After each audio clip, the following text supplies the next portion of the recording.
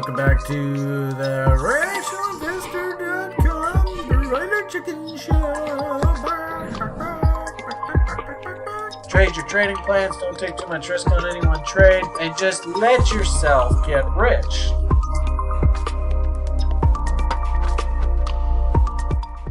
Hello, everybody. Welcome back to RationalInvestor.com's Broiler Chicken Show. Back. Where are we here? I don't know whether you can hear my voice, but I'm like totally laid up. My son, bless his heart, absolute vacuum cleaner when it comes to colds. I remember one time when he was an infant, we had 13 colds in one calendar year, like literally more than one a month. And I counted because it just felt like we were always sick. Anyway, so if anything, maybe this is a return to normal kind of thing since the whole see. Are you allowed to say the word COVID on YouTube without getting censored these days? I have no idea. Anyway, I did notice after we all got poisoned there by the state to the great, of course, profit of all these pharmaceutical companies. I didn't really have too many colds for probably about 2 or 3 years there, just no colds. So I don't know what the hell they put in my body, but do notice that I have now officially a frozen shoulder, and man, it is painful. Been going on for years now since then, right where I got the stabbing. Anyway, here nor there. So been under the weather. Probably gonna do this video with you and head back to bed. I officially told the support team that I was going to be MIA today with Lily. Too bad. It's a really nice day out there. A great day for a drive out in the country. But anyway. So what can I tell you, fine people? Well, I mean, the number one objective of these videos, I've been doing this now for, geez, about, what is it, 2025? So I guess about 11 years now in earnest. Trying to help you. I don't know whether I do or not. I think I do. I get some interesting feedback from people. I suppose when I stand in front of my maker, I just simply want them to look at me and say, Brian, you know what? We were proud. You tried your best. Things didn't go so well. Lost the love of my life. But I tried my best. Didn't try to screw anybody over. That's all I can do. So got my hot water bottle under my feet, keeping myself nice and warm. Got my comfies on.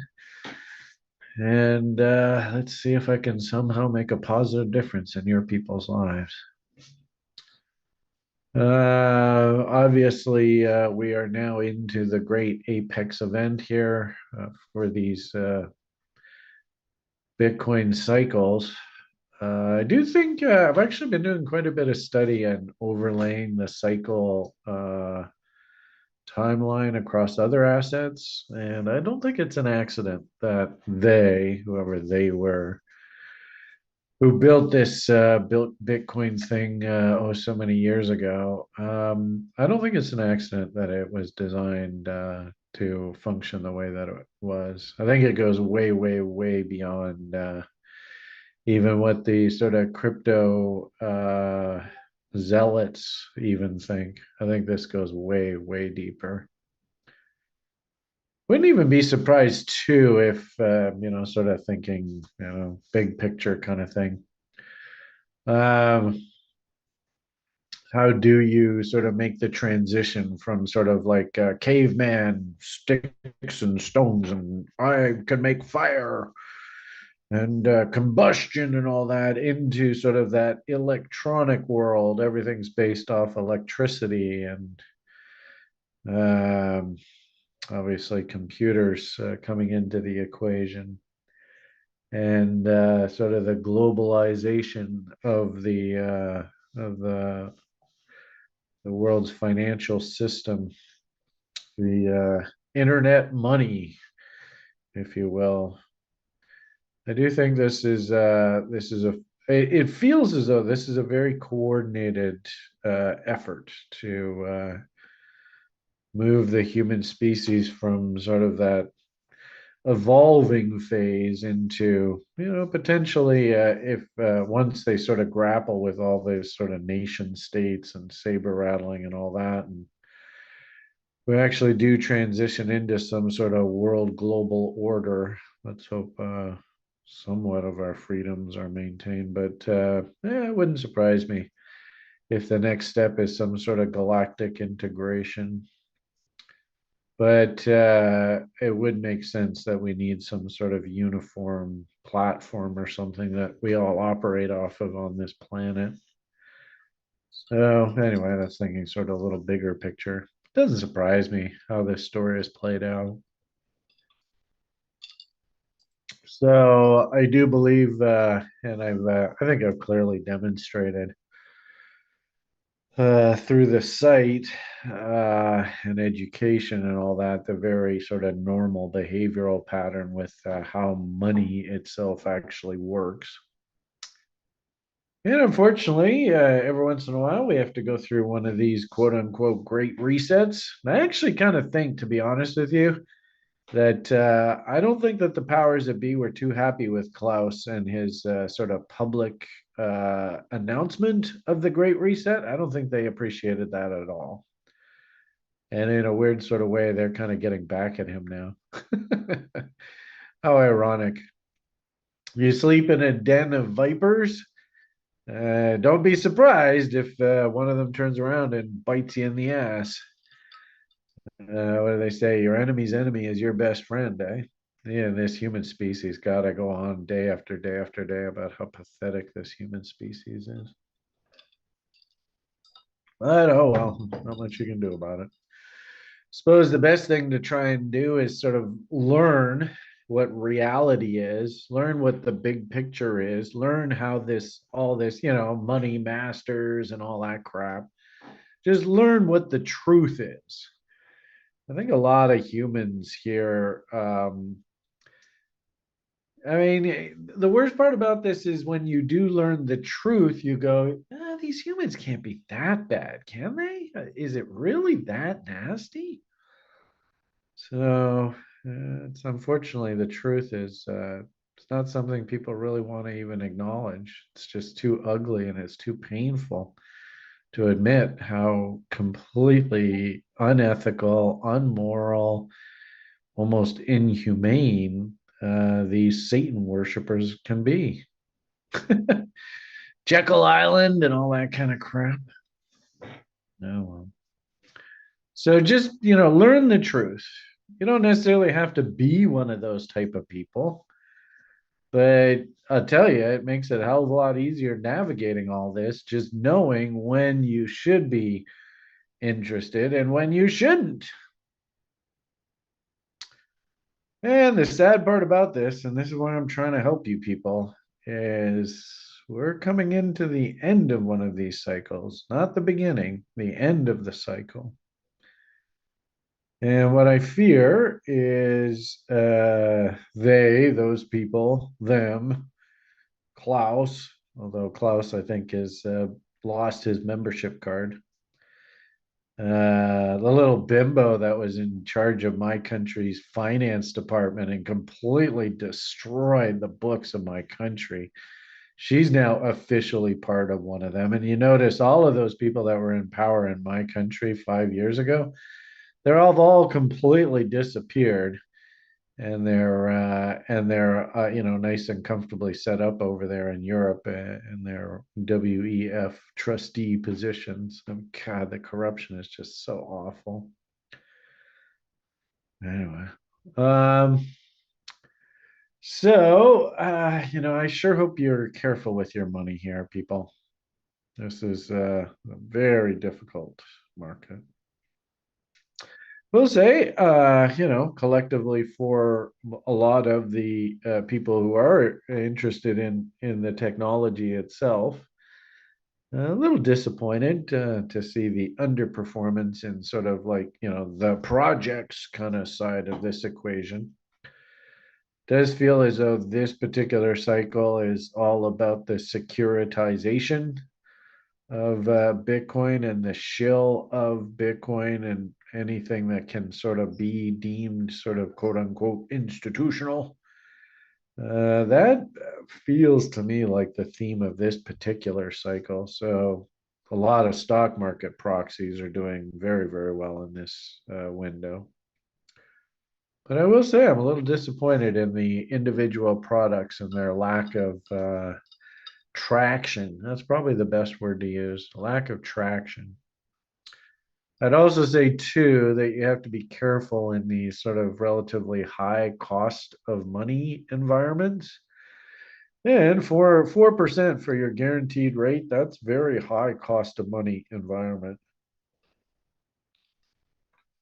Most of you that got involved in the crypto space, crypto itself hasn't even really been tested in a high cost of money environment. Uh, and unfortunately, I think, the Schultcoin part of the market is very, very venture cap. And I do even see now, finally, the venture cap part of the stock market is starting to come back to life to a certain degree. So, interesting how the commentary here coming out of places like JP Morgan is that we are in this, Chris pointed this out, they're calling it the debasement trade. Uh, Interestingly enough, though, I don't really agree with that, in that if this was a crisis cycle, I think actually we would be seeing different price action. And this isn't the part of the cycle for the crisis. Trust me. If you want crisis, just stick around for about a year or so, and you are going to see some insane crisis. So, well, just a little bit under a year. But if this image, I think this is a great image to try and help you understand fear in the marketplace. This is the relative performance of gold versus silver. Silver is used actually quite a bit in industrial purposes, whereas gold not so much. Yes, there is some industrial demand for gold, but really silver. Uh, and actually, I was hearing that for the longest time, and I distinctly remember this back in the 1990s when I was a broker, way back over here. Uh, there were long periods of time where uh,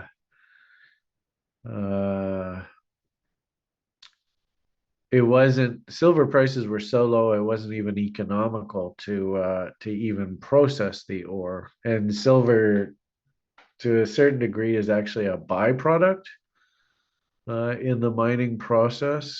I suppose if silver prices get high enough, it will become a major product.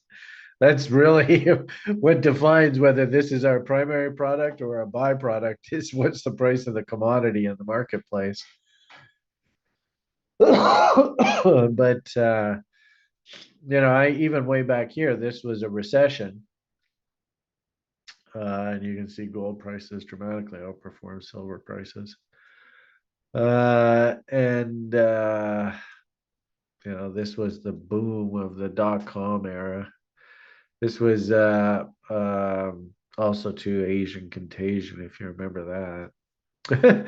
Koreans running out into their streets and throwing their silverware into big bed sheets that the community was carrying around to try and save their currencies. Um, So anyway, the point that I'm trying to make here is that when this gold silver ratio is going haywire to the upside, gold's side, that's usually indication of some sort of crisis. And if we just look at the most recent cycles, you can see this in that, obviously the sickness, oh, everything's going to shut down. It's the end of the world. Gold takes off, and then the following, the Fed's bazooka, oh, just go into more insane debt and their problems will be solved. Oh, yeah, I'll sacrifice my life to save capitalism. So they just go, and the Americans themselves, and I think they're just a puppet of the Rothschilds and the international banking cartel, basically mortgage their kids' future, keep mortgaging their kids' future. Their standard of living is going to collapse. They're going to have 3 jobs just to be able to afford house payments. Fuck them. Kids have to stay at home and raise themselves. So what? The Rothschilds got to get their free money somehow. So get back to work, you slaves. Blah, blah, blah. You know how it goes. Anyway, perceived to be economic good times, even though they just mortgage their kids' future again. And this is the whole damn world. Don't get me wrong. The Rothschilds do it to everybody, not just us in the West. I was actually shocked the other day. I pulled up a money supply growth, and the Chinese money supply growth. Holy shit. I couldn't believe what I saw there. Anyway, that's another conversation for another day. Gotta blow my schnoz. I'll be right back.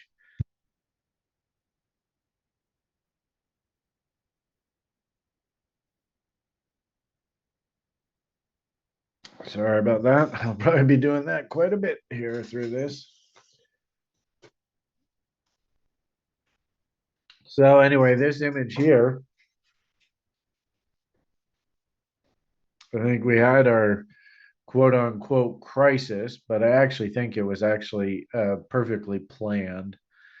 If you look at the price action of things like the major stock indexes, all they did was a Wyckoff check of the sickness breakout through that dump in April, which leads me to believe that actually that was all orchestrated. Also, too, the absolutely horrific manipulation of the public, the way they did there through last spring, late winter, the manipulation of democratic elections. Yeah, right, democratic, sure. Especially in my country, and the way that they completely played these baby boomers into this whole man, I got to tell you, the people in China do not like that Donald Trump guy. That's for sure. All you got to do is say his name. And if you can say his name and tie yourself to "I hate Donald Trump," you're basically in the whole country falls in love with you here.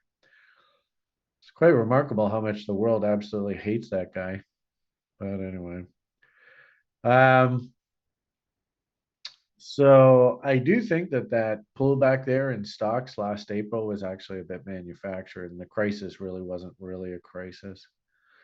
I could make the argument that the world economy had been unfairly taken advantage of the Americans for quite some time. So, really, the rebalancing of trade here. I mean, Donnie's an asshole and he goes about everything in his life as a total dick. So, really, it shouldn't surprise us he acts the way that he does. But to all intents and purposes, I actually really don't think that the whole tariff issue is that big of a deal. But anyway, I think Donnie and his dickhead personality just made it worse. But this image here, this isn't a crisis that we're in right now. With the way silver's acting right here, they said silver is an industrial metal. And what I'm hearing is that the more and more solar panels that are being built, the more and more battery powered cars that are being built, the more and more demand there is for silver. Um, so when I look at that kind of image, what I feel like is we're going to be kind of swooning through here. There's probably going to be some back and forth, but we're not like aggressively trending higher in gold's favor. So when I read that JP Morgan says that this is some sort of debasement trade, i.e., the US dollar is collapsing, I don't necessarily really agree with that. I do definitely think, we can pull up money supply charts. In actual fact, I was going to do another one of these interviews with the Wall Street Silver people. I don't know whether you ever heard of them or not, but I did a fun conversation with them a while ago. And actually, I was projecting for gold and silver prices to basically do exactly what they're doing here. But the problem now is, are we coming into the beginning of this trade, or is this coming into the end of this trade? Going at, and the sad part about it is we'll probably start, and it might be interesting to even hear from you viewers, because a lot of you are my OGers now. Are you starting to hear people call you and say, well, is it a good time to buy gold? Is it a good time to invest in silver? Hunch is you're probably going to have more and more of those phone calls. The only problem with that, of course, like I said, is that a sign in itself? Sorry. um, and we've had this conversation at length. The damage that's been done, this whole hyperinflationary environment, this started in 2009. So uh anybody who and this is where I get angry at the banksters and stuff, because if call a spade a spade. um the reason why we're living through these inflationary times as we are right now is purely a function of what be started and was put into place, this whole quantitative easing bullshit, like what, 10, 15 years ago. So, and the public only sees this after the fact. The banksters basically blew up the money supply to deal with all those bad bonds. And if they didn't, then those banks would have gone bankrupt because all those bonds would have defaulted.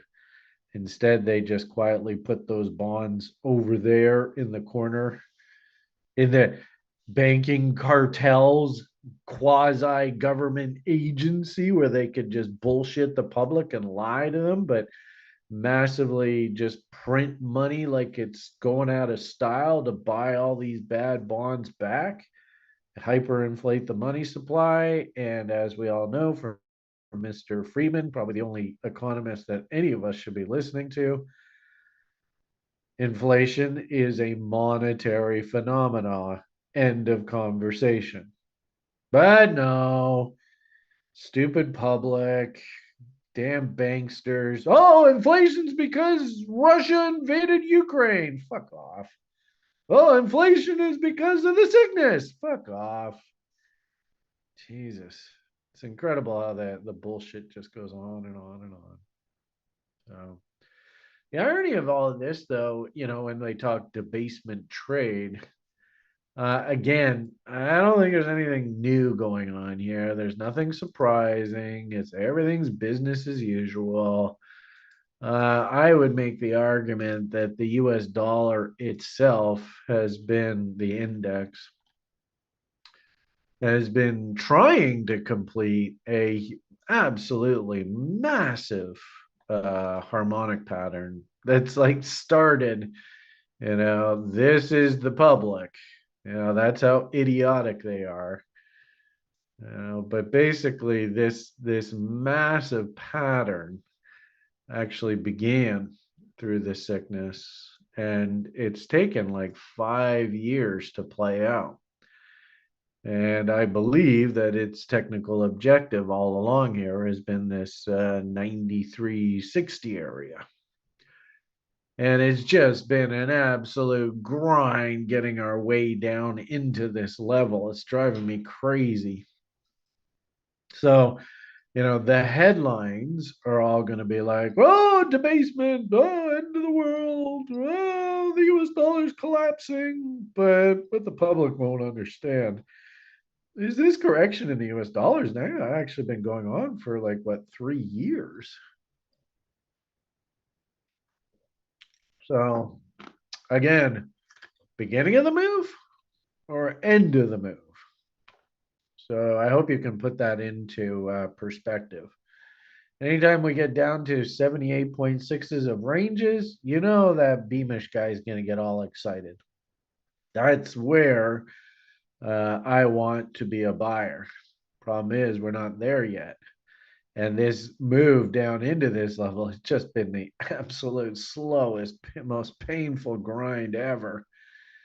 But I think that into this cycle apex, and especially reading this kind of headline out of these big institutions that everybody trusts, right? I think actually there's a space between JP and Morgan, by the way, Chris. uh, you can almost see the narrative sort of playing itself out, right? They're gonna juice the public, and you're probably I don't see any reason, technically speaking, this gold chart, it's just like business as usual. It's just business as usual in a rip roaring insane bull market, but it's still business as usual. Nothing really special going on here. This is a very polite, normal consolidation, multiple higher lows, bought levels.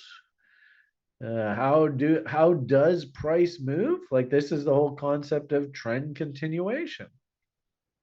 Uh, and the thing is, if I want to show you the actual base of this gold chart, you got to go way, way back.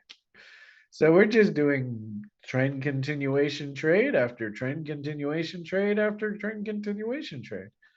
But you remember back here, right? This was the point that guys were coming on to Reddit and going, I'm going to go all in on gold. I'm mortgaging my kids. Oh, fuck it, man. I'm going all in.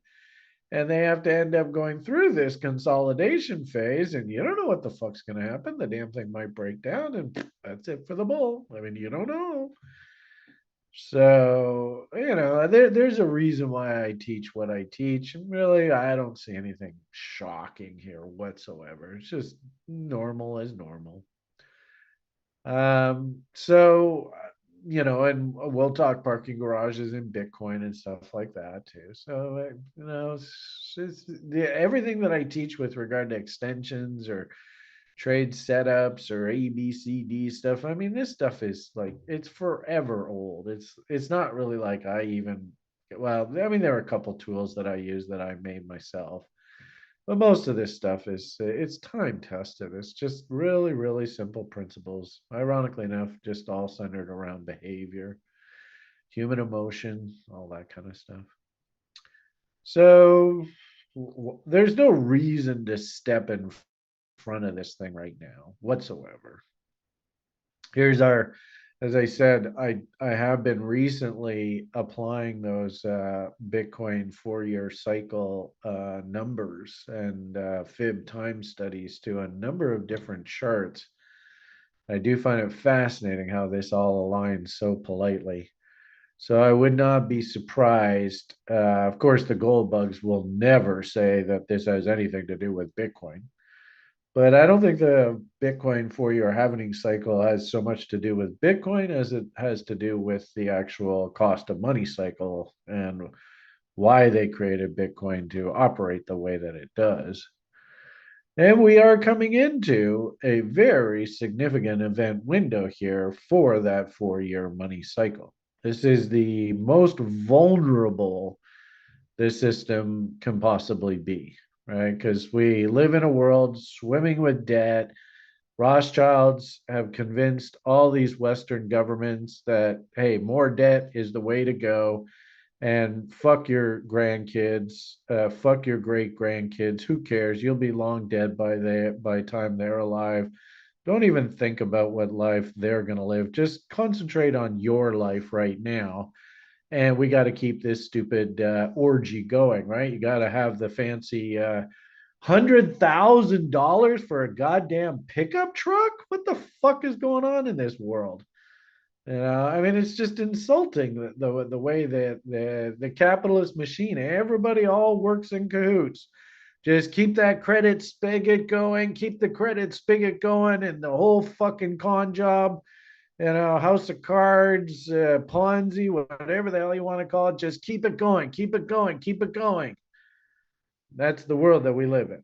So we're now in the little vulnerable part of this con job where it appears that the economy is slowing, and the sort of propensity for the consumers to accept their shittier standard of living, and get back to work and just keep working and keep paying the Rothschilds, right? The public's kind of like, I don't know, I don't like this so much. Maybe I'm just going to save my money. Fuck it. I'm not going to go buy that new $100,000 pickup. So we're in a delicate part of the cycle where the economy must grow. That's unquestionable. With all this debt, the economy must grow. So how the fuck do they keep it growing when the consumers are like, well, I don't know, I don't feel like spending so much money. Hey, let's or lower interest rates. Well, if you lower interest rates in a world that's already swimming in debt, I'm not going to encourage more debt, right? So we're kind of in this funny little situation where the economy itself is kind of waffling a little bit, especially the global economy. It does appear that like China is just doing nothing more than just flooding the market with product. They don't give a shit whether the company itself is losing money. They are just flooding the market with product. And I did see some interesting stats, which kind of brings into question whether this whole Tesla rally that we've seen recently is justifiable, where the BYD people out of China are just they're doing everything they possibly can to steal market share from Tesla, and they are. Like their vehicle sales in Europe is going through the roof right now, and Tesla's sales are collapsing. Um, and it's just nothing more than I think that the Chinese, there is no domestic economy in China. That's just an absolute fucking fraud, and there never will be. You can't have a robust domestic economy with a totalitarian dictatorship. It just doesn't work. It never has, never will. Over time, the populace, frankly speaking, if I was living in a totalitarian dictatorship society and there was no incentive for me to go out and make a buck on my own, then I would just be a fucking drunk. And that's literally what happened in Russia. Half of the reason why Soviet Union collapsed, the rate of alcoholism in society just went through the roof. Like, why bother? Fuck it, I'm just gonna go drink. There's no point in being alive, right? Anyway, um, so I don't believe that there is some great resurgence in China. I do believe, and it's interesting. I haven't seen the little Chinese girl that used to comment on internal stuff in China on YouTube lately. I wonder what happened to her.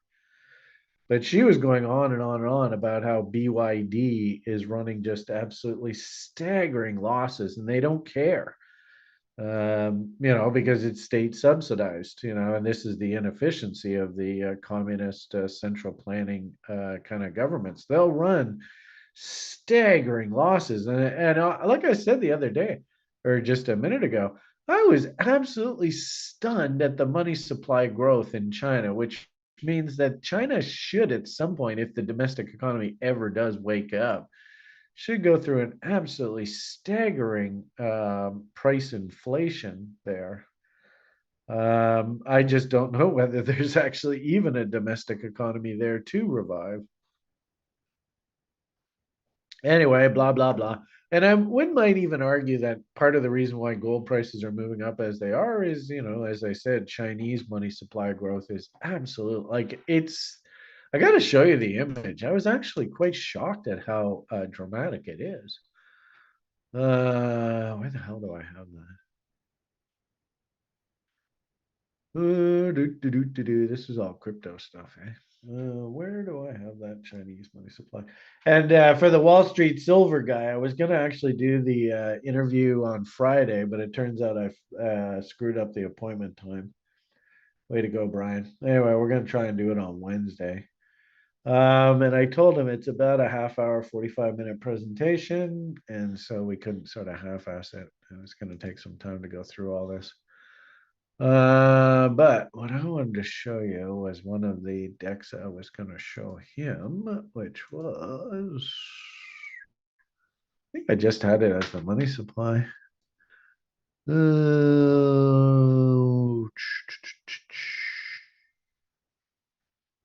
Yeah, I think it's just this one. I was quite surprised. I gotta blow my schnoz again while this loads. All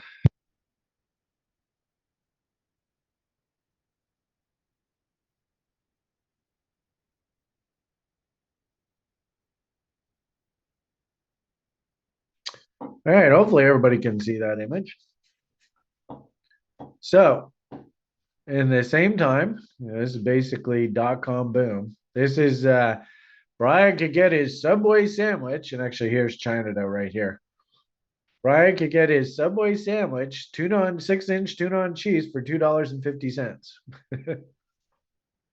And now when you go to Subway, that tuna on cheese 6-inch is I think it's probably the better part of $10 now. So if anything, that kind of makes sense. We have like a 4.5 times the growth of the money supply. So the price of that Subway sandwich should go up 4.5 times. So yeah, probably should be the better part of $20. Um, in the States, that Subway sandwich, not as bad as China, but still pretty damn ugly numbers. Over in Europe, a little better image. Germany, probably the best country. And this is what's so scary. Japan and Germany were ultimately the losers of the Second World War. And yet the subsequent 100 years, they became sort of like subservient states. You've heard of the princes of Japan and all that crap. And not the hegemony of the world. They, learned their lessons from hyperinflation, especially in Germany from the 1920s. So no debt, no debt, no debt. So ironically enough, they're actually in the best situation out of all the countries coming out of the Second World War. Isn't that ironic? So that like Japanese money supply growth has actually been relatively tame. Prices have only doubled. That's not so bad. But look at China. This is fucking crazy. So you remember .com boom? I mean, fucking China. Oh my God, Tiananmen Square. They were still fucking riding around on bicycles, right? You go see a picture of Beijing, and it's just a whole bunch of people on fucking bicycles because nobody could afford a car. But look at what they've done here over the past 20 years. That is absolutely insane money printing. I didn't even realize that until recent. So ironically enough, the global inflation story, I actually think it's all basically China, which is an interesting byproduct. And it does make sense what's happened here to the Chinese real estate market here on the west coast of North America. This is all that hot money coming in from China. And basically, and it's so funny that these Western regulators all go fucking crazy over money laundering and shit. And yet, this is blatant, obvious. And looking at the Chinese local real estate industry here, it is so blatantly obvious that most of this is just nothing more than that money laundering from fucking China. And yet the regulators don't do a damn thing to stop it. What do? Oh, you got a $50 PayPal transaction? That's got to be regulated. I mean, it's like, fucking world. Such a joke. So hypocritical. And you wonder why people are getting the fuck out and moving to Bitcoin. It makes sense.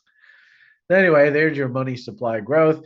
And the next time somebody tells you that inflation has nothing, well, has to do with wars in Eastern Europe or sicknesses, fuck you. It has everything to do with this image. This is why we are going through this inflation nightmare.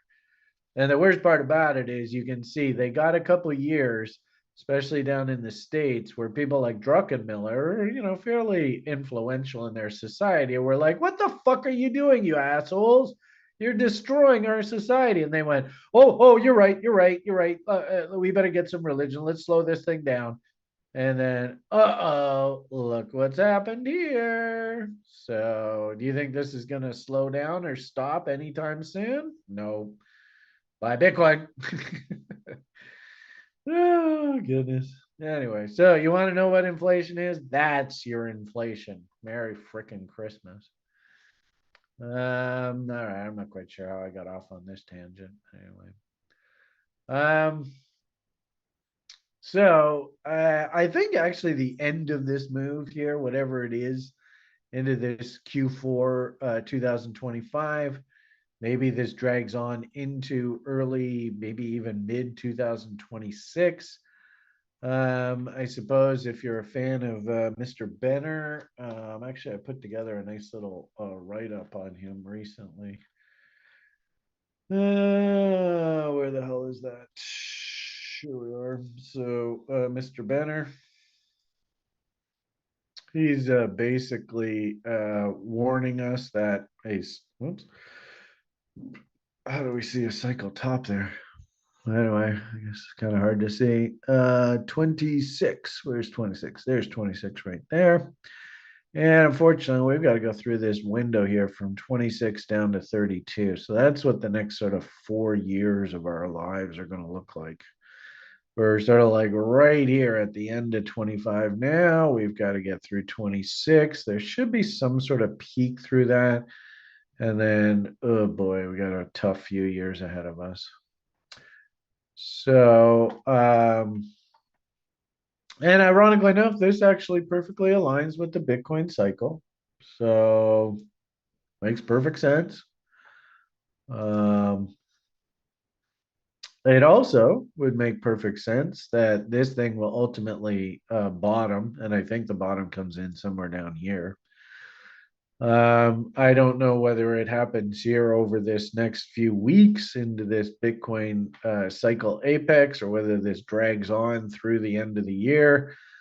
You can see clearly what Donnie has done down in the States. Absolute, polarization of the society. Yeah, this could end in some sort of crazy ass civil war. I don't think so, but what I did find interesting was Donnie really fucking turned the temperature up there recently with his little summoning of the U.S. generals, reminding them who exactly they work for. That was very, very suspicious and also a really, really bad sign, folks. Really sorry. The omen is that Donald Trump is the last president of the United States of America, by the way. Who knows how the hell this is going to play out, but I can tell you all the pieces are in place for one nasty end to this guy's tenure. I do think that there's going to be some sort of crazy ass lack of confidence. You might even find that, we go through maybe a week or two period where this thing's absolutely in free fall. Everybody's freaking out. It's the end of the world. And of course, that basically would correspond in my sort of rant here today on the public, wherever the hell I have that, tweets and all that crap was a lack of confidence, because that's really what gold is it's sort of a lack of confidence in the system. Lack of confidence proxies are soaring, and they're basically acting exactly how one would expect them to act if people had absolutely no confidence in the system. And I tell you, a lot of retired U.S. generals are coming out going, "What the fuck is this asshole doing?" That's not what you want to hear out of your retired military corps. Hell, I wouldn't even be surprised if there's a coup. Anyway, It'll be interesting to see what the world looks like next November, 1 year from now, as we head into that U.S. congressional election. And I think my hunch is, for whatever it's worth, there is some sort of crisis building here. I did find it interesting. Again, sort of another one of these pieces that I'll talk to this Wall Street silver guy about. Where do I have it? I think it's this one. If we look at sort of the big picture, where are we on the roadmap of the 1%? And, the Fedster controlled world we live in. Actually, keep in mind they took control of the US system right here. So as of this point, we officially live in this Fed world. I definitely think that our society is moving along this sine wave curve with regard to growth and contraction. The question ultimately was, are we going to replicate the baby boomers, which was a falling interest rate greed cycle? Or were we going to replicate the greatest generation, poor old souls who actually had to fight World War II, and a lot of them had to sacrifice their lives for the banksters? Keep in mind, the banksters were the people who actually put Hitler into power. And then, unfortunately, ironically enough, almost exactly the same way, because they were the people that put Lenin into power. And then a guy named Stalin came along and they couldn't control him. They then went and put Hitler into power, and then Hitler turned around and said, fuck you, and they couldn't control him.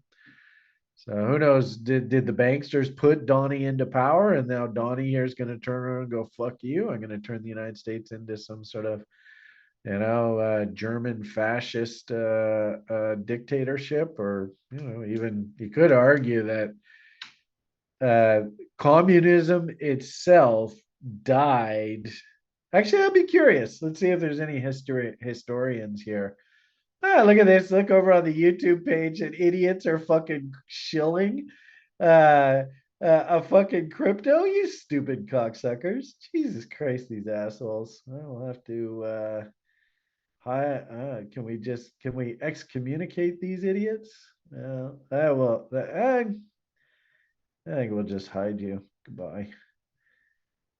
All right, you're gone. And any of you idiots, especially Alan minions, I mean, if you're here to shill some stupid shitcoin, I'm just gonna fucking totally ban you.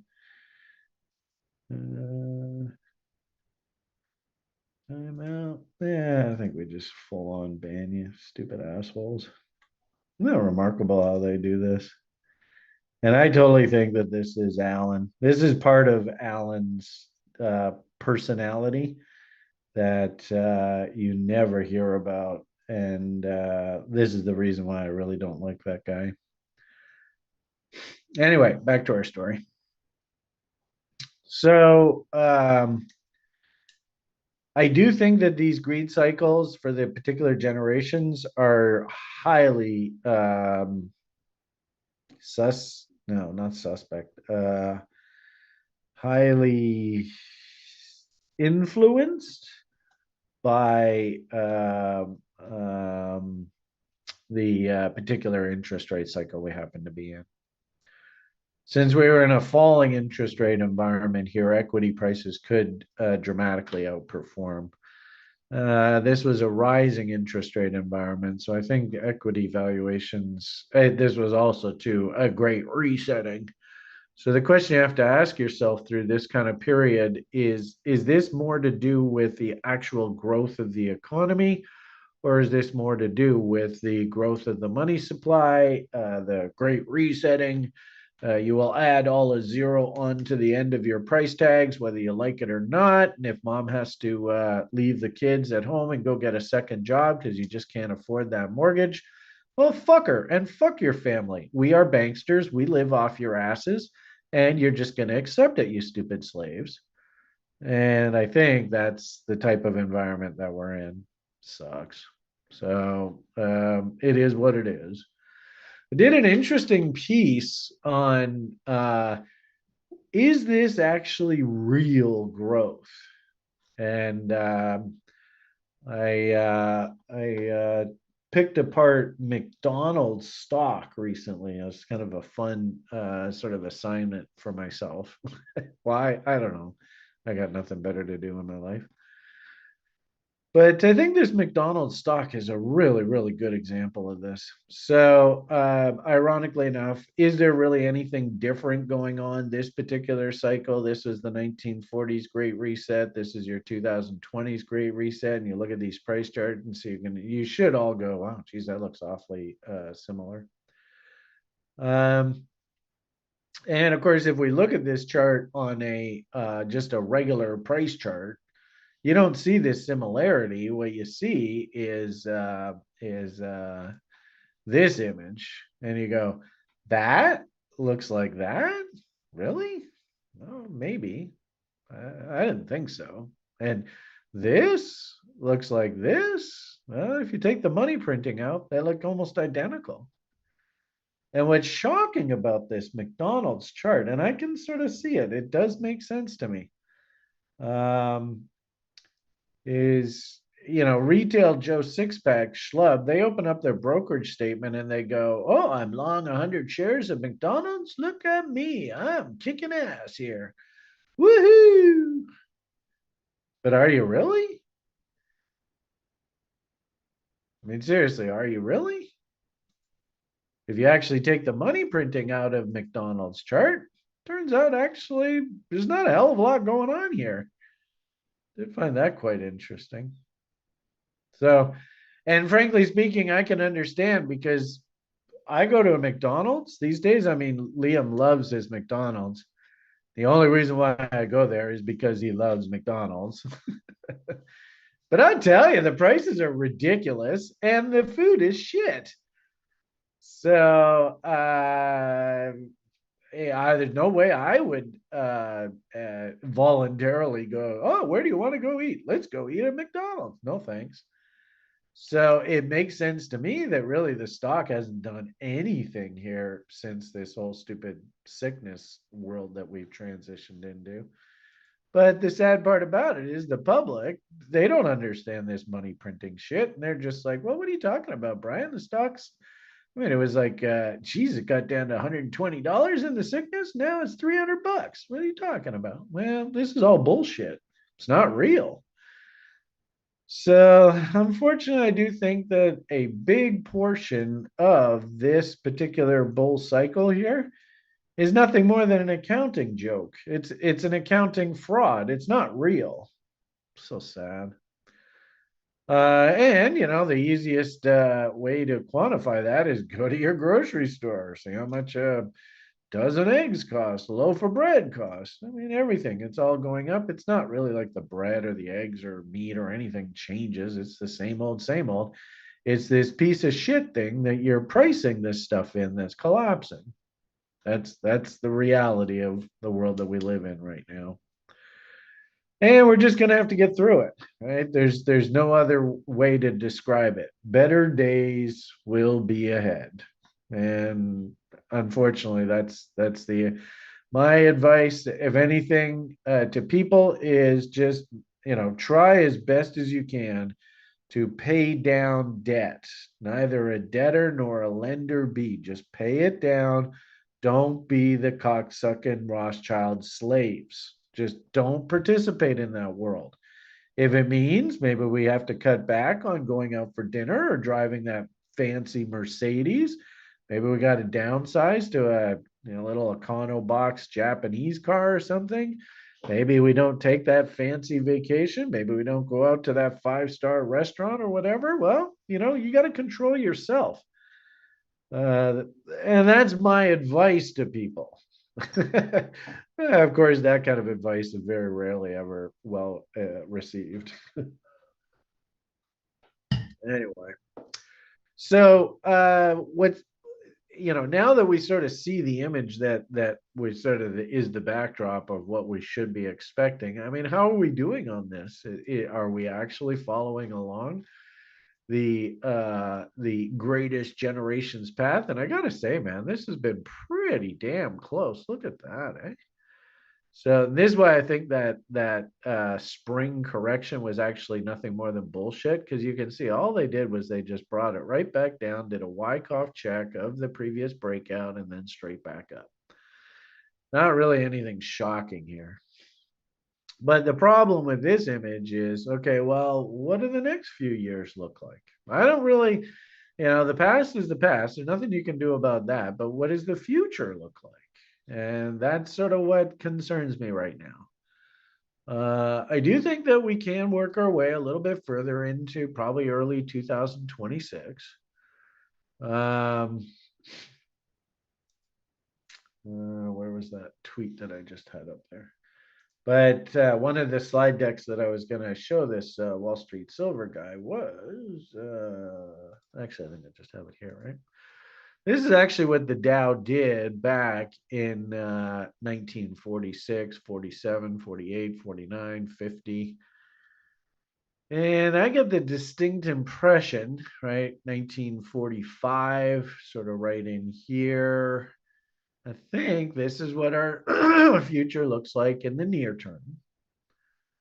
As Mr. Benner suggests, there ought to be some sort of peak right around, call it, well, I mean, Mr. Benner doesn't put a date specifically. This could be the beginning of 26. It could be the end of 26, but somewhere in that sort of 26 window. This happened to be what the 1940s looked like. And there was a considerable shock to the system right in there about halfway through 1946. So you guys have all seen this repeatedly from me. I don't know. And predicting what this shock is, that's a mug's game. But you can clearly see, and I've shown you guys this repeatedly. 2025, we're humming along here. Yeah, inflation is above that 2% goal, but hey, eventually we want to get there, right? And then you can see, oh, humming it on. Oh, inflation's picking up a little bit. Oh, and then, holy Jesus H Christ, what the hell just hit this? I mean, literally, the inflation rate triples from the month of June to July of next year. I don't know what the hell's going to hit us, but it wouldn't surprise me. And unfortunately, this does not sort of calm down and get back to these numbers until the end of 2000, or well, in this case, 1948. But, is that what our fate is here over the next few years? I have no idea. But my hunch is it's something's coming along here that I think the 1% is all fully aware of. It wouldn't surprise me. I mean, I can think of two or three things that could very easily do this. Um, what you see happening in Eastern Europe, that's not de-escalating. That is continuing to escalate. It might just actually turn into the problem is use the world term World War III. I mean, fuck. I mean, you could technically argue World War III is happening as we speak right now. Vladdy's over there threatening to like blow up Chernobyl. So it's not an actual nuclear bomb that goes off, but the irony of it all is that I think the wind blows from west to east. So if he goes and nukes Chernobyl, then all that is just going to travel east and destroy Russia. So I don't think that's a smart decision. But anyway, I mean, you can see how things are hotting up there around that Kaliningrad and all that. Moldova, I think, basically told Vladdy to fuck off. So that's not settling down anytime soon here. It's still hot. That could very easily be what the catalyst is here. Hell, I wouldn't be surprised if another manufactured sickness just so happens to turn up and we're all locked in our cages once again and stabbed for more frozen shoulders. Woohoo! That could be it. I wouldn't be surprised. One guy I was listening to recently in the Chinese market, and I do like this thinking, although I think he has it wrong. Is I was actually a bit surprised. And oh, I gotta blow my nose again. I'll be back in a second.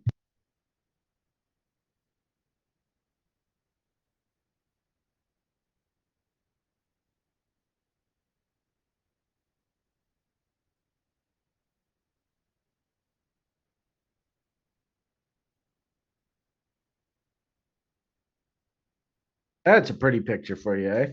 Sorry.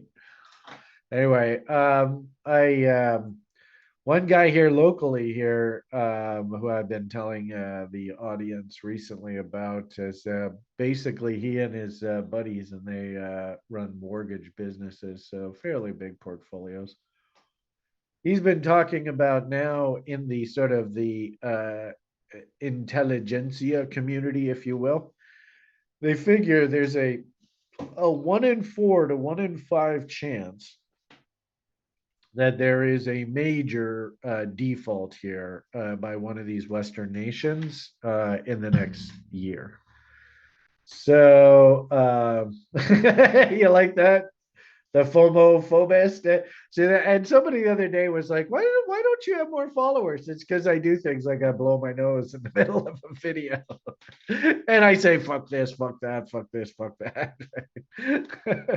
I'm not exactly the most polished of the cherries.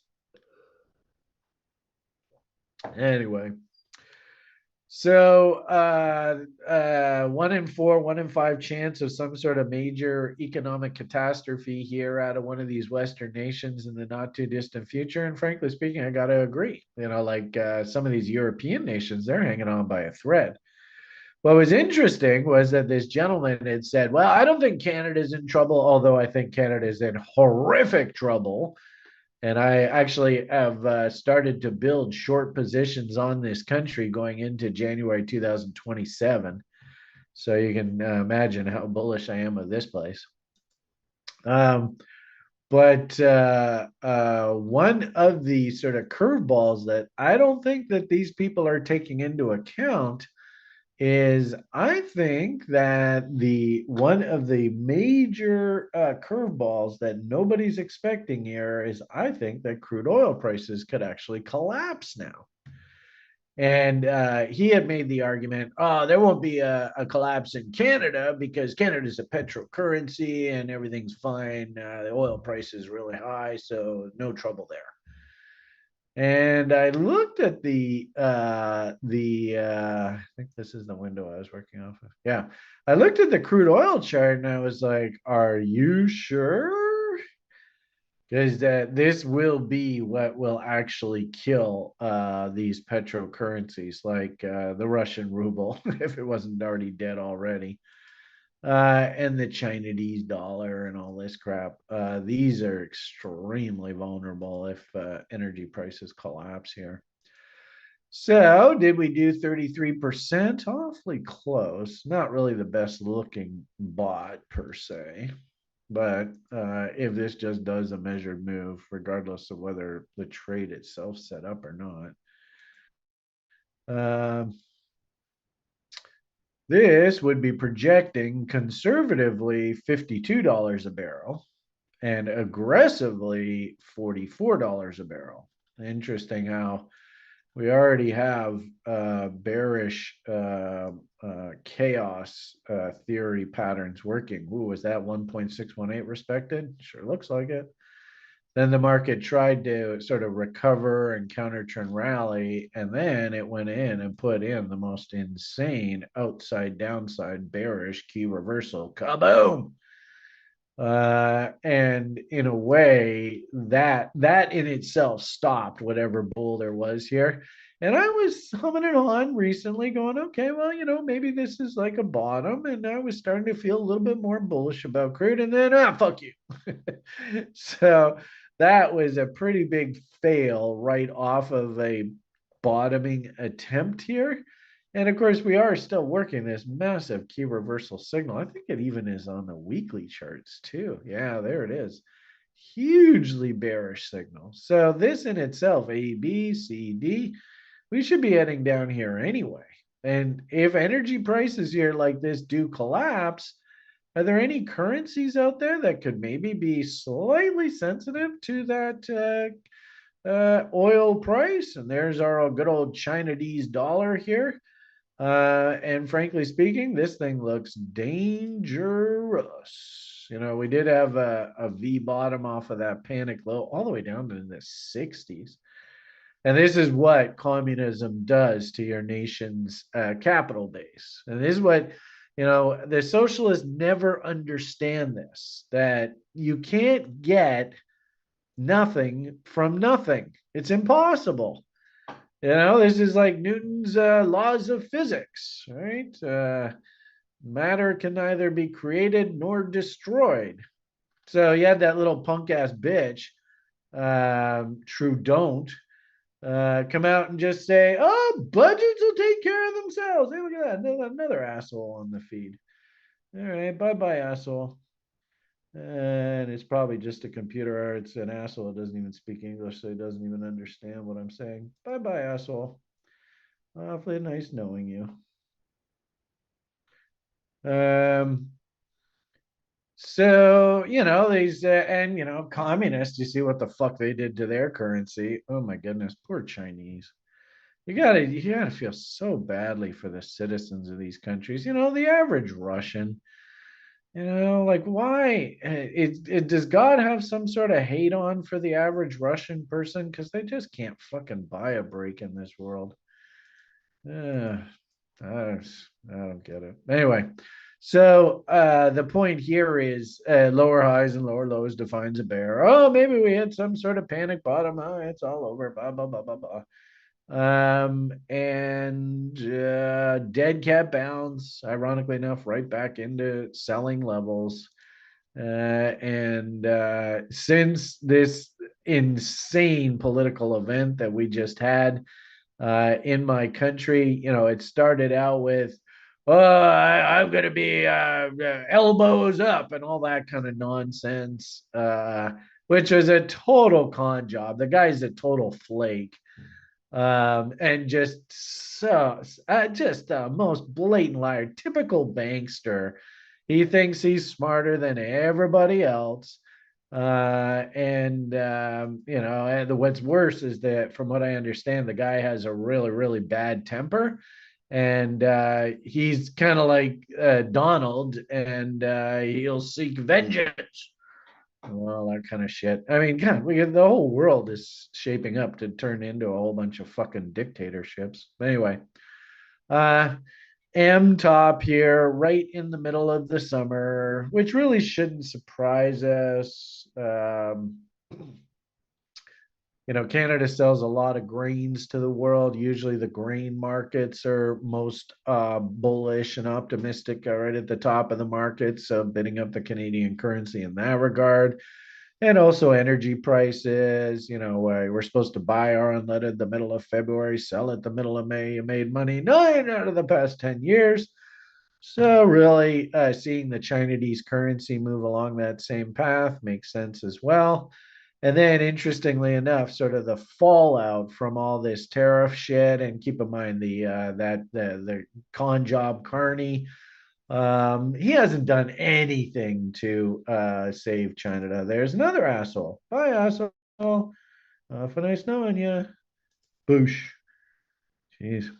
So this thing is just grinding lower. And I thought, we saw that attempted bottom there in crude there a week or two ago. And I think, to all intents and purposes, this guy was sort of following along that lead, and then bush in your face, kaboom. So since we're kind of failing here at 1.618, I have to think 2.618. But there's a 4.669. So, I mean, this is just getting, it looks to me like this thing's just getting going.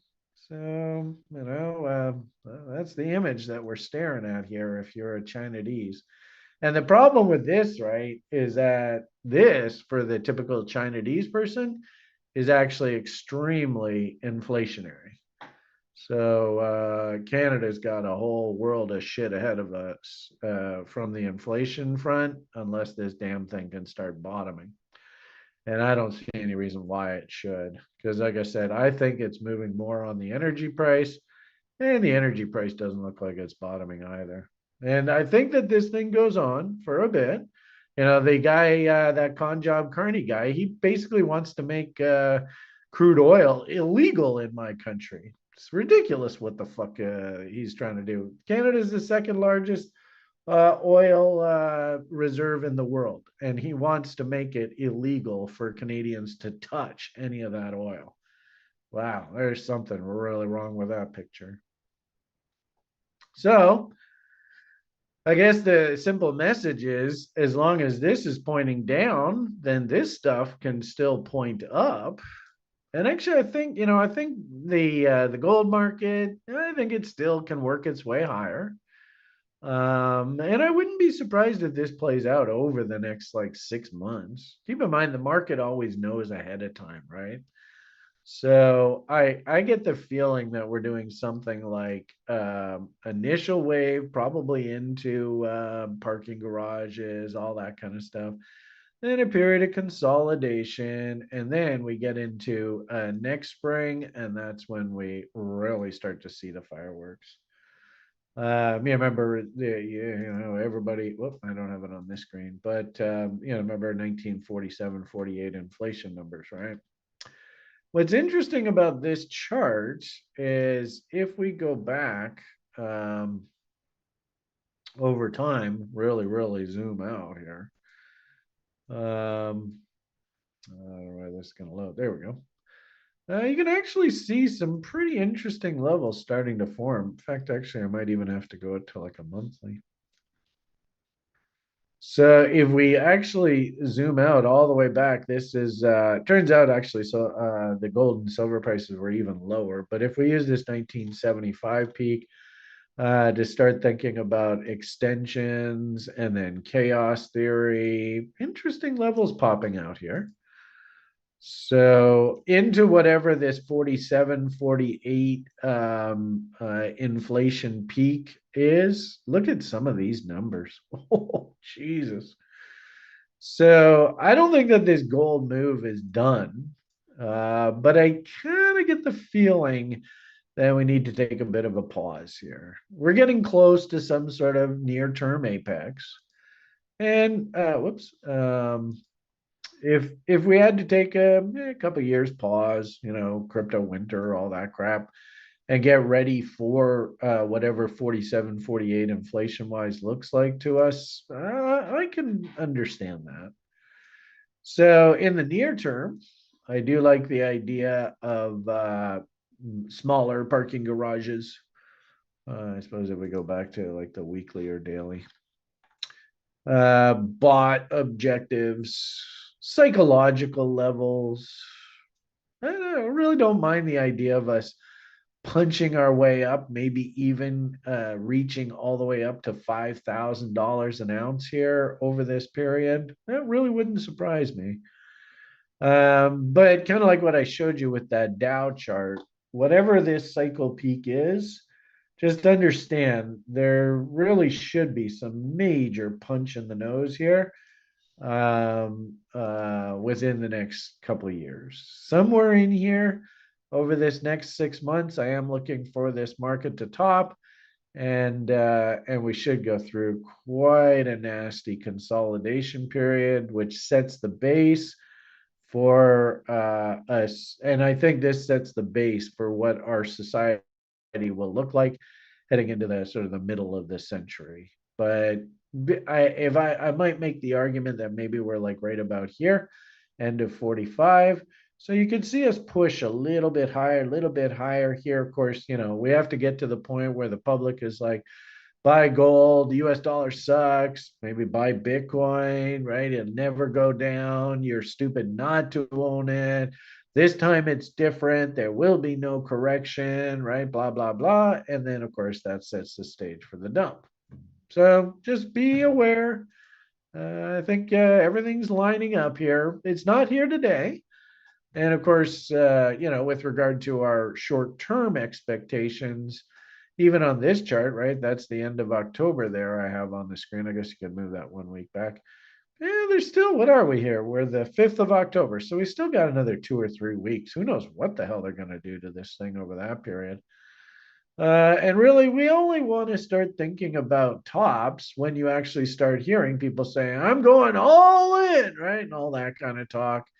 And we would probably start seeing divergences on these price charts. Probably this move up here probably started to paint divs, and you hear Brian going, "What the fuck are you people doing? Quit it! Quit, you got to wait for some sort of consolidation." I don't think we're out there yet. I mean, if I look at the momentum indicators, you can see. I mean, we're nowhere near off the strength off of this move. But at the same time, too, I don't see any breakdowns yet. Willie is totally stupid here. So none of us have any business whatsoever being buyers. Um, but we don't quite have the divergence actually coming in just yet to actually say, well, you know what, you're walking into a top here. I don't think we're quite there yet. And, now that you have like Joey Diamond himself coming out and saying publicly, this is where the hell's that damn thing? I go find the newsletter. Oh, is it off of this one? Yeah, fudge. I always do this. Not that one. Not that one. Where did I put the newsletter? Oh well. Anyway, you remember what I was saying there earlier. I don't know what I did with it.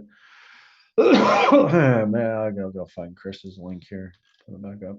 Boosh. Um, if now we actually have these institutions coming out and publicly saying things like this is the debasement trade, well, the public's going to start picking up on that. That's not a sign of a top. If anything, that's the sign of like the middle of the move, right? Then the public comes piling in. JP's, of course, selling into that retail buying, and that's the makings for a top. All retail is long. They want the market to go higher, so they say, well, the market will keep going. Disregard the divergences, disregard the overbought signals. This time is different, right? That's how this silly game works. So while we're in this window, make hay while the sun's shining. So heading on over to crypto, because really that's, I'm long a ton of gold and gold names, but that's not really the purpose of this show. We're supposed to be talking more about crypto here. Bigger picture cycles, nothing really out of the ordinary here. We're coming into this 4-year cycle apex. If anything, I think we all at TRI kind of breathed a sigh of relief there that we didn't just keep puking out here. We actually went and put in a double bottom here over the past couple of weeks, and we just even this weekend pressed to new highs here. Woohoo! Yay! So looks like the 4-year cycle apex event here is still on the table. Do I foresee the parabolic movement that I was expecting to see? This was Trump's last presidency. And you can see how price went parabolic there into that CME event. Yeah, we might. I'm not holding my breath, but we might. And if we're really, really, really, really lucky, maybe we're doing this kind of price action right here. Boom, boom, boom. Oh, is that what we're doing right now? That would be great, eh? So there, there. Could this be that consolidation there and we still have that ahead of us? Well, maybe. Who knows? Only time will tell. This would be sort of like your logarithmic growth. This, I think, would be sort of more linear growth that we actually maybe just top out somewhere up in this area. It is interesting that Joey here comes out and basically says 165. So if that's the case, then probably price is going to overshoot that. It always does. We might have a situation where the initial peak is to 165 and everybody's like, that's it, that's the top. And then we have a little bit of a pullback and then there's one more push where the thing maybe doubles from that level. That could definitely happen. I will say here, looking in the near term, the market actually got a little bit oversold there in crypto recently, which is an interesting sign. Had a bunch of names all sort of perk up, but I will fully admit the altcoin market has been a shadow of its former self here. In fact, actually, I think probably the best proxy that I have right now. I thought Trump was a good proxy for crypto, but his coins have just totally faded here, so that's a little bit of a surprise. But one name I think because he was coming out awfully optimistic about it. I won't sign it. I'll just leave it at this. But I went and this is TRI's chief technology officer, Stewart. He was all excited about this name recently, and I was waiting for some sort of technical level to try and sneak in off of. I got a nice gap off of inside bar, a nice reload zone in here. So I went and picked some up off of that level. And I was interested to see cute little inside bar, cute little double bottom. Had a nice little breakout yesterday. Looked like it was getting ready to go in earnest, but then we just crapped out again here today. So if I understand correctly, Sjord's pretty excited about this name just from a simple fundamental perspective. Oops, sorry.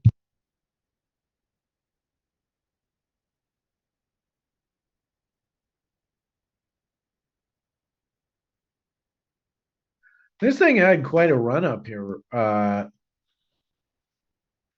me. Oh boy, it sucks being sick.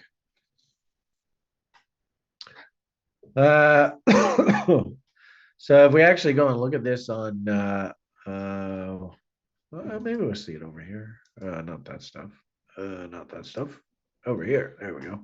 A lot of the names that I've been buying, oh man, they're just sitting there just doing absolutely nothing.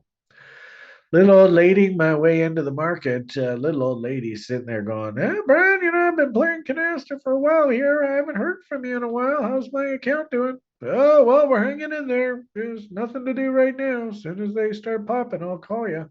All right. Have a nice day. Anyway, you can see kind of a mixed bag right across the board here. But wondering whether we can use this, Lena, as a proxy here for sort of short-term enthusiasm in the market. There is that chart that I showed you off the Kraken. But if we go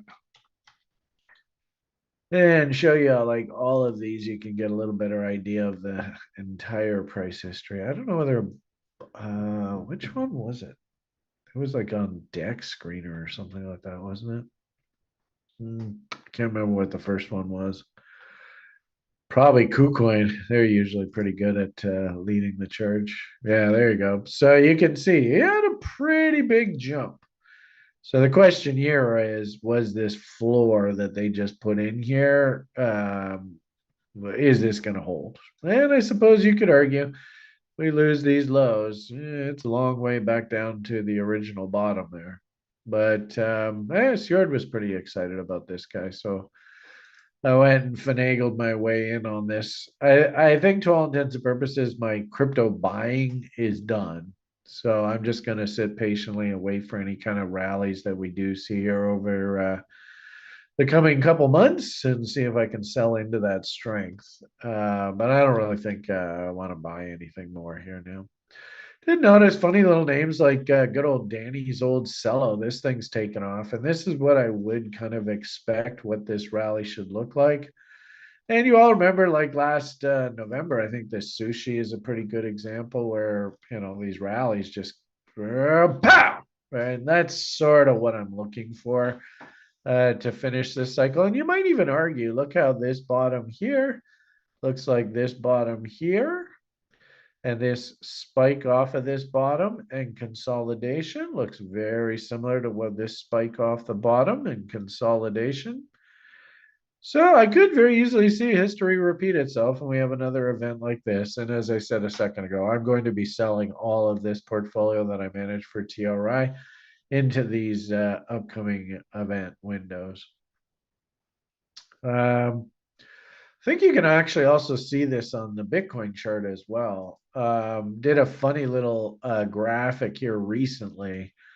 Was this cycle going to end with a mini me? And it was interesting. I saw this price action. And if I took a snapshot of this price action in here with this slightly higher high, then the dump, then the rally back, then the pop up, and just simply replicated it, I was actually quite shocked at how similar. I know it's hard to see on this chart, but I was actually, that's what this faded line is. I was quite shocked to see that we followed along pretty closely. And we can get rid of all this stuff. Well, actually, yeah, I guess we broke out, so I don't need this stuff anymore.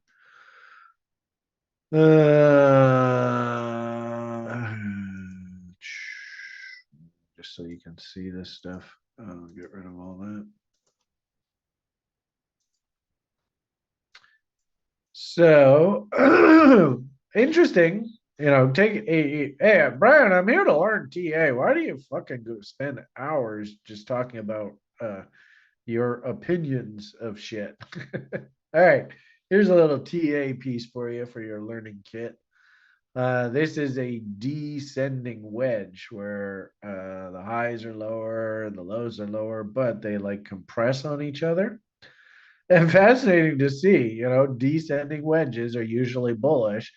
And when we break out of the descending wedge, take a screenshot of that if you want, whatever. Oh, what a surprise. Actually, it turns out it was bullish. What a surprise.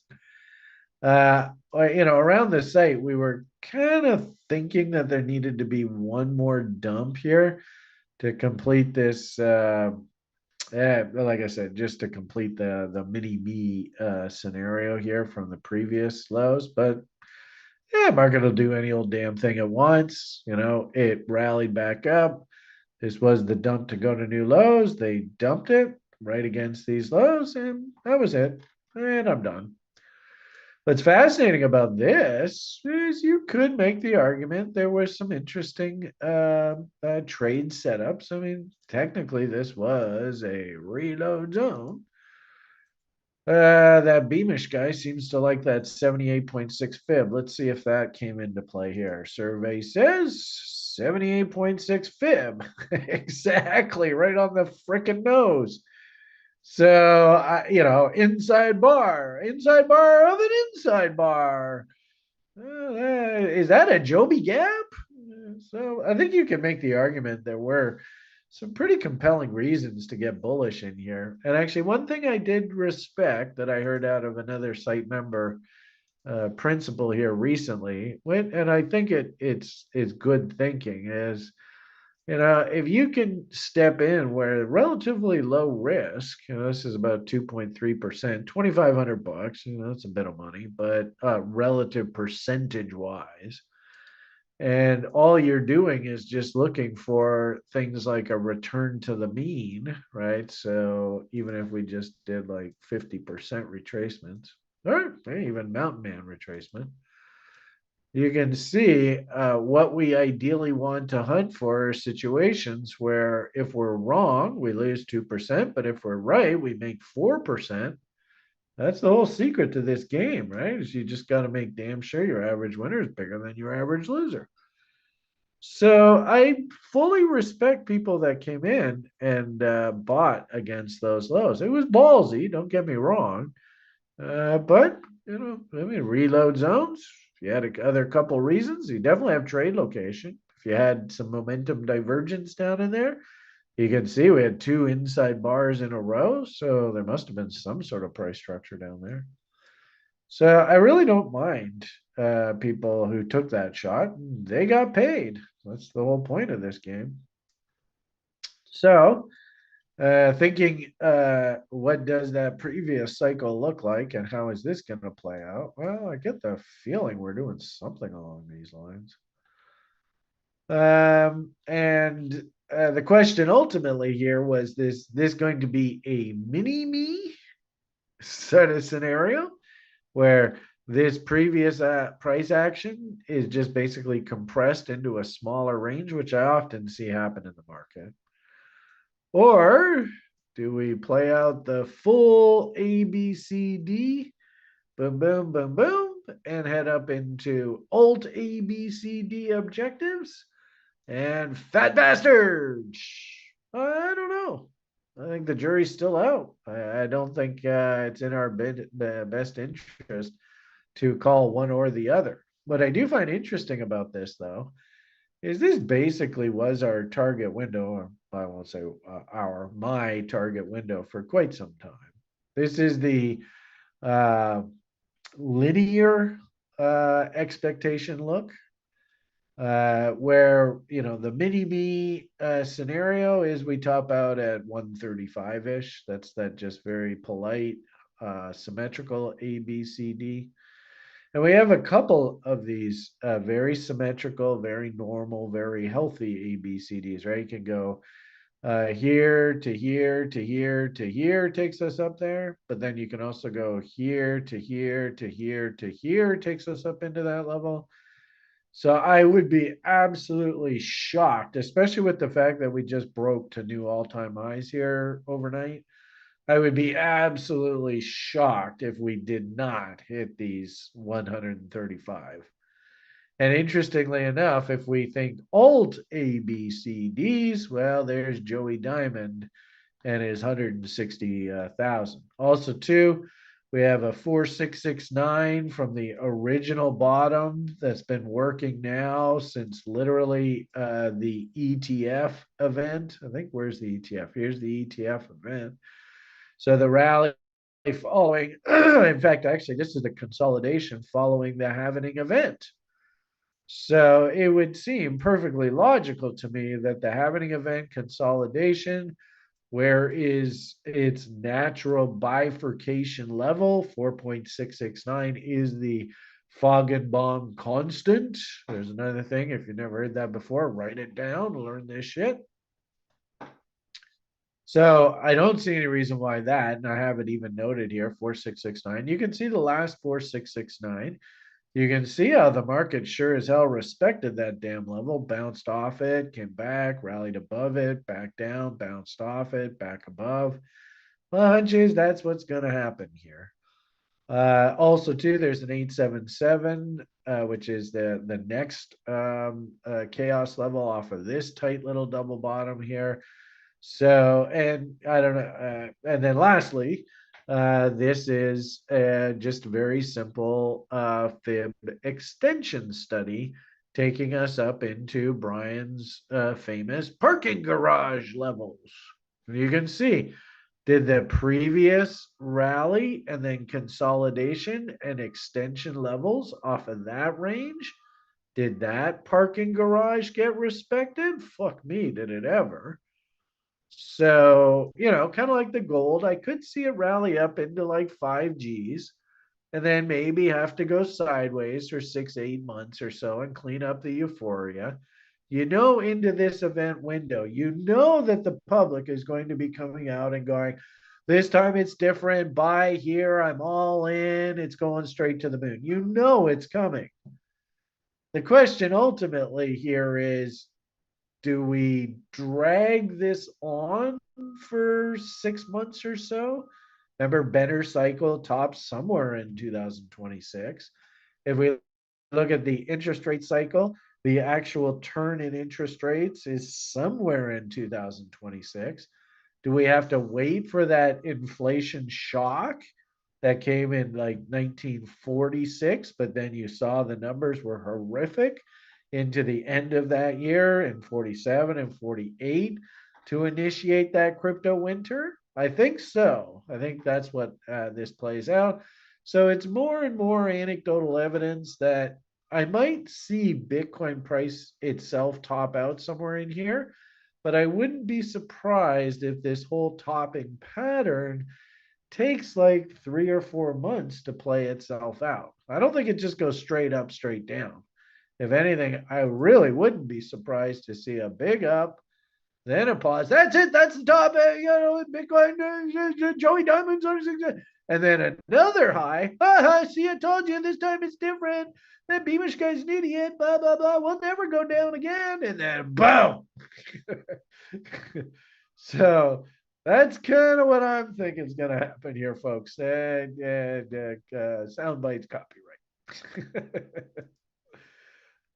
So, yeah, what the hell? We're in the friendly part of the market, so you might as well enjoy it while it lasts. And here we are. We are now finally into the end of this damn cycle. I hope you all enjoyed the ride. I sure hope all of you listened to me a few years ago and get your goddamn shit together. Do you remember that? That was the absolute perfect call right there when Brian was out swearing on the internet. Well, he's always swearing on the internet. Well, what can you do? So that's, I think, sort of my backdrop here for the next couple weeks, maybe month. Could we see some back and forth here in the short term? Sure, why not? If we look at the short-term price chart, we're kind of waffling at a pretty important level. Like we did have actually, this was a really, really good lesson for everybody at TRI about the power of divergences. And we had this bullish divergence develop on that push down here. Remember I said earlier, I think Julian went long here on Bitcoin, and I think he did. He got rewarded very well there. But you can see the bullish divergence that formed down here. And so the question really was, well, where did this divergence start? And when I look back on the chart, I kind of felt like, Jesus, where the hell did this damn thing start? It kind of feels like it started like way over here. I initially thought, okay, well, maybe up against all these highs right in here. So that would be basically starting up here because that was a divergence there. But in essence, it just implied that to clean this bullish divergence up, they were going to have to go back and reset this whole thing. And that's exactly what they did. I might argue, oh, Jesus, look at the size of that divergence. And where did this divergence start? Oh, it looks like it started down in here. So does that mean, poor old Bitcoiners, poor old public, could they? I mean, there's no reason why this couldn't happen, folks. You all know, where would Brian be willing to be hunting for a buy setup? Well, right now, I hate to say it. Remember, where did all of this start? Well, there's 78.6. If we actually draw a trend line here, that's your uptrend line right there. Oh boy. Could we spend a week and actually come right back down into this zone here? This is the market. So if anything, you have to respect the fact that you are being told with a fucking megaphone, or I don't want to confuse you with technical jargon, but with like a 5,000-watt speaker, the market is screaming at us. You want to be bullish here? What are you, crazy? You got to let this divergence clean itself up. This is just an absolute train wreck here. And at the very least, can we at least just, let's just be patient and disciplined and wait for some W's to come in on all this stuff here before we actually start getting uber bullish again. This has got trouble written all over it. So be careful here, folks, please. In fact, Donnie, the end of last week. Holy shit, it's already 1:00. Man, is it really? I've been blabbing away here for 2 hours. Oh, man, remarkable. Anyway, so nobody at TRI has any business whatsoever coming in on the buy side here.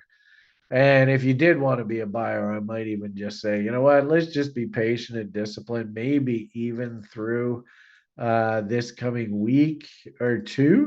Maybe we just wait for some sort of bottom and then we can start getting bullish again. I can't touch that right there. Sorry, folks. So, that is your market summary. Do we just blast our way up into these harmonics into the end of the year? I think so. Do we pivot right on the cycle date? I think too many people are actually following the cycle date right now for the market to actually pivot on the date itself.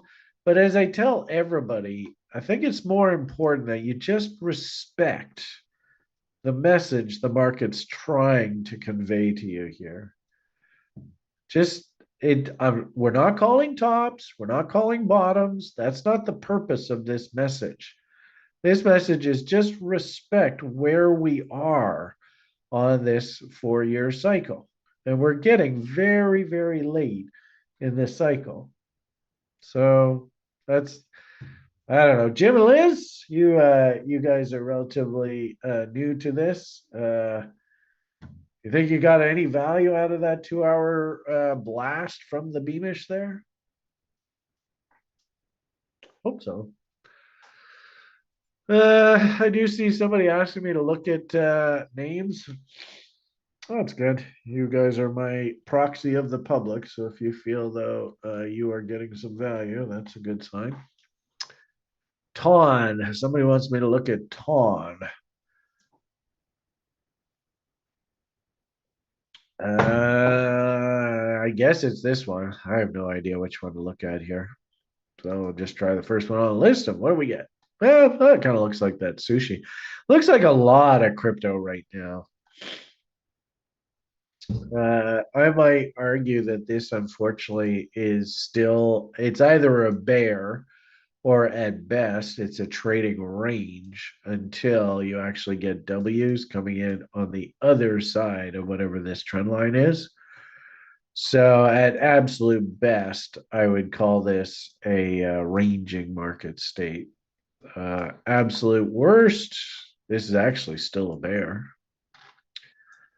So if you don't have a time horizon on how long you want to be in these things, well, I don't mind good old nanny nibblers coming in here and nibbling away, just as long as we're at or below reload zones. Looks like the low is there, right? So, well, you can even go off of these lows if you want. We're there. So, and also too, this is probably like a Wyckoff check. So it doesn't surprise me that's an important level. Is that a holy shit? This is a buy. It's screaming higher. No, I don't think so. I think if anything, you're still hunting for where is that bottom. But like I said, those people that are in just nanny nibbling, just like the most important message is you're just not allowed to nanny nibble when you're doing that. Once we get down below this reload zone area, all right, well, you can turn the dollar cost averaging machine on. Is this a rip roaring bull? No, I don't see it. Was there a cute little trade that developed right down in here? It looks like it. Down, up, down, breakout. Something like there. You got $3, a better part of $3, got all the way to 370, so a good 20% on your money. Was that the bottom? We go straight up from here. Often what I tell people, if you're going to trade these things, this is like an Adam and this is an Eve. You can see they've kind of done this a few times, right? So, oh boy, broke. Ouch. So they did it, broke. Ouch. But the good part about it is they haven't taken that Adam out yet. So as long as Adam holds in there, we're still all right. Got to do another schnauzer. Yep, sorry.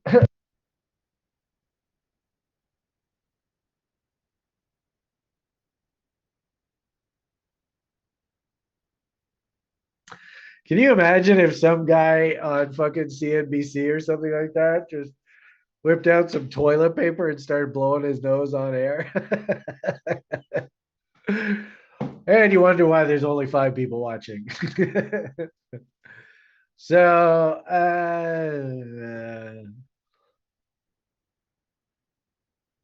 Unfortunately, there's not a hell of a lot to get excited about here. I would have thought, all right, let's rock and roll, but you can see every time this thing wants to rally, somebody comes along and just shits on it. And you see that a lot in this venture cap part of the space. I wonder whether people are actually able to outright short these things. None of this data is available. Oh, thanks, Jim Liz. I get the feeling that Wall Street has figured out how to actually nakedly short this stuff. And since there are no regulation in this space, there's no oversight. I have a feeling that Wall Street is just shorting this shit every opportunity that they can get. Because I'm actually a little surprised, and I think this is a pretty good example, along with most of this list, that every time this stuff wants to get going, somebody comes along and just shits on it. And it doesn't make sense if you can only be long or you are actually selling coins that you own. Because these meltdowns are just relentless. Uh, I have a very interesting sort of thought going on in my brain. Can Wall Street actually nakedly short these assets? And frankly speaking, I don't see any reason why they can't. And I don't mean to be rude, but the only reason why a lot of these names are going up is the sort of circle jerk enthusiasm of the community, not actual any fundamental value. So if fundamentally these coins really have no value, then if you're a Wall Street fat cat with a huge pocketbook, right, whatever, how did FTX actually go to zero? Well, somebody had to be actually like driving it into the ground. How did Luna go to zero? Somebody had to be driving it into the ground. And I have a feeling that Wall Street actually is nakedly shorting this stuff. I don't know how they do it, but that's my hunch. So, I've had a lot of people say, when old season, when old season. Well, if interest rates remain high here, they're above 4% in the States. It sucks, but you just may not find. You might find that was your altcoin rally season. Who knows? Still think there's one more leg higher here, but that's just my opinion. And I will say, somebody the other day got all upset at me on Alan's platform and called me like a hypocrite and stuff like that. And I'm like, and you all need to understand this. You've heard it from me before. I don't give a shit who you are. I don't give a shit where you work. I don't give a shit what part of group you are. Everyone's opinion is completely and utterly worthless in my eyes.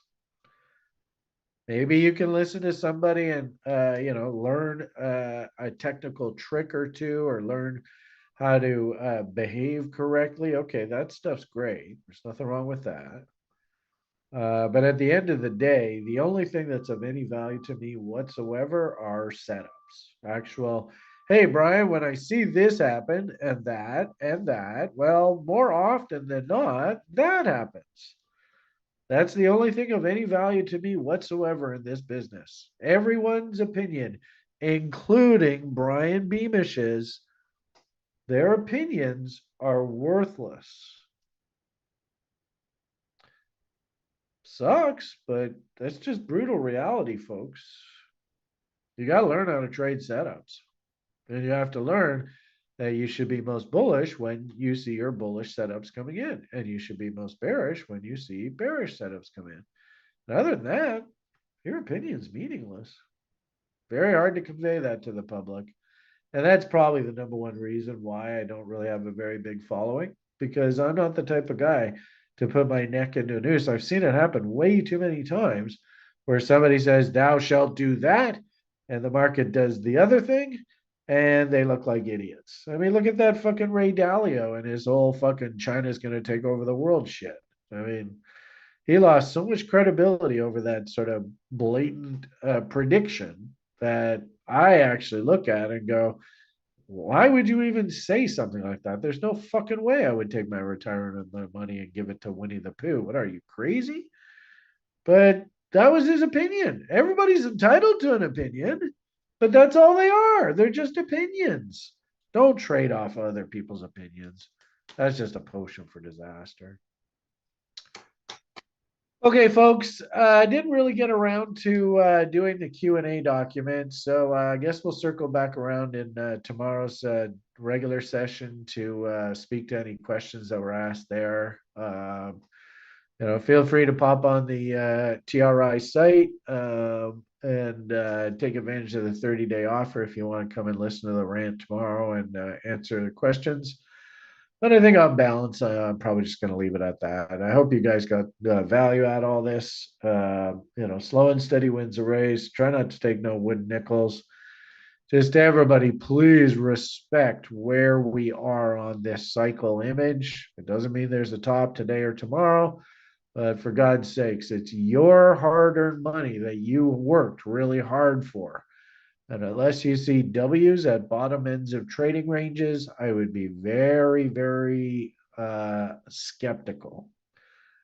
So, all the best. Hugs and kisses. Wish me good luck.